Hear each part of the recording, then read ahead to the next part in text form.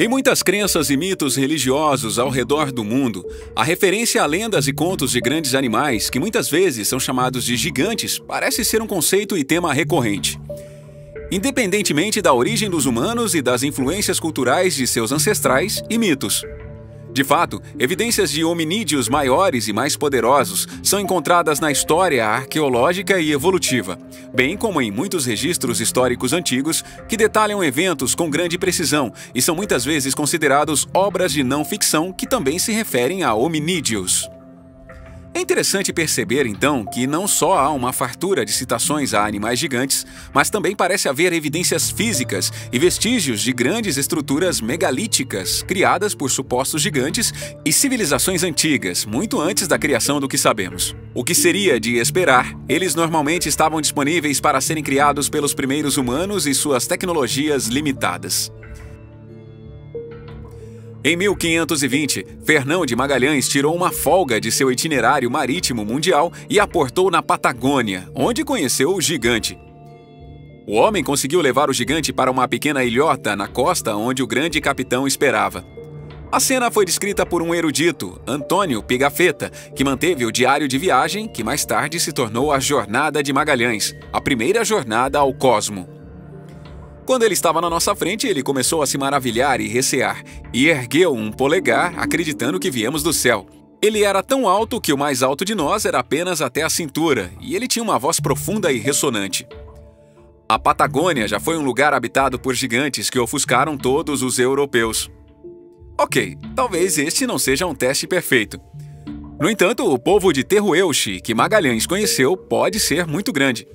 Consequentemente, há alguma base real para esse mito. Nesta pequena ilhota, Magalhães rogou a seus homens, então cometeu o erro de mostrar um espelho.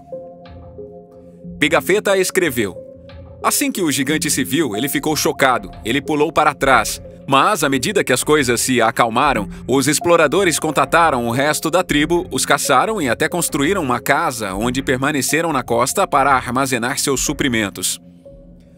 Depois de várias semanas com a tribo, Magalhães traçou um plano. Ele deveria sequestrar 2 deles e trazê-los de volta à Valência para testar esses gigantes que havia descoberto.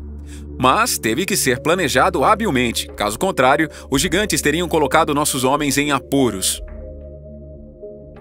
E no curso da evolução, os ambientes podem exercer a mesma pressão sobre as pessoas. Consequentemente, os nativos da geleira da Patagônia, teoricamente, teriam crescido mais do que os povos indígenas da Europa. Em uma tentativa fraca de explicar algo sem realmente investigar o assunto, os céticos afirmam que o gigantismo é provavelmente a causa de muitos dos relatos dos gigantes na América. No entanto, eles nunca apresentaram evidências para tal afirmação.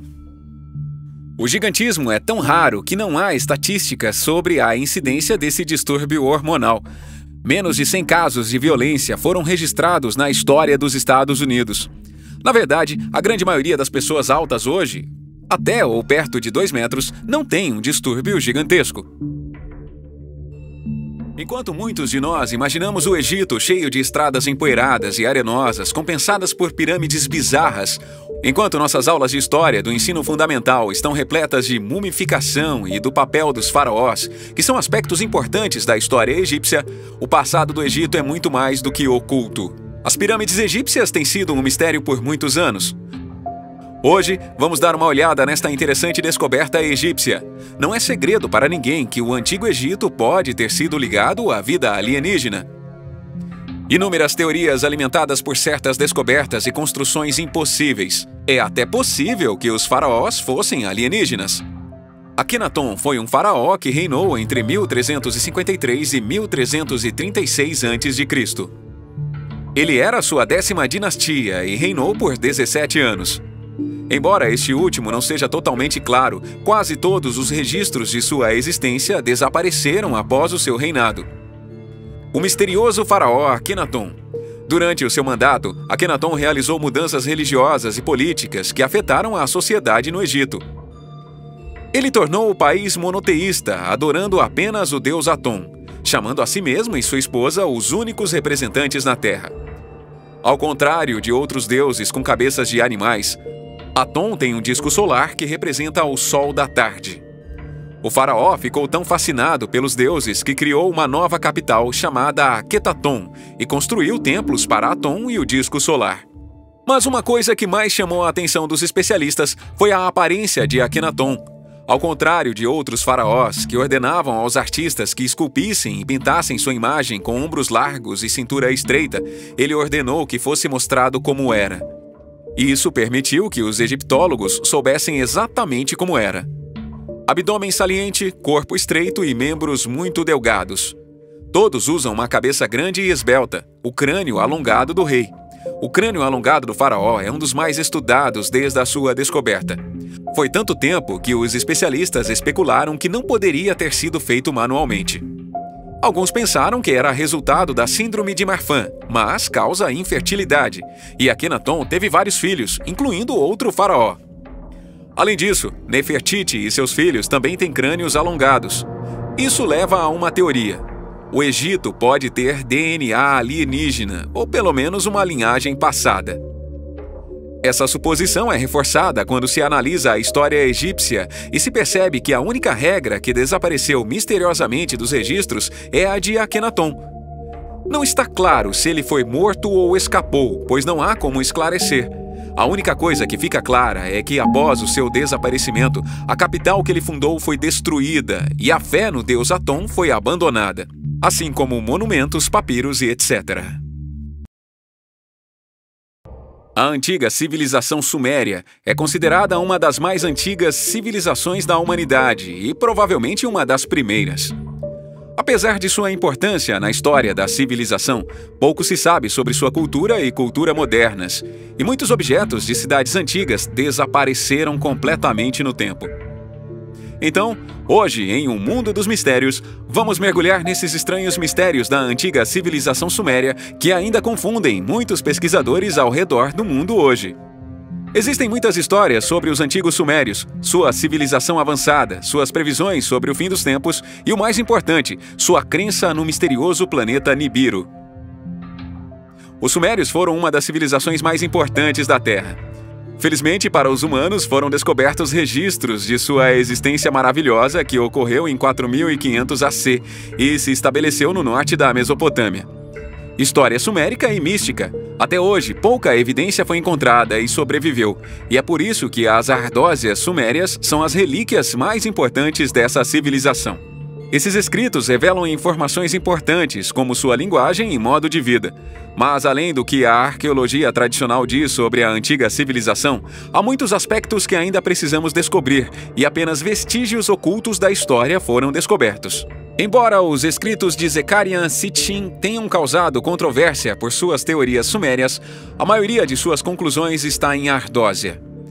Por exemplo, uma possível catástrofe no planeta gigante que eles chamam de Nibiru.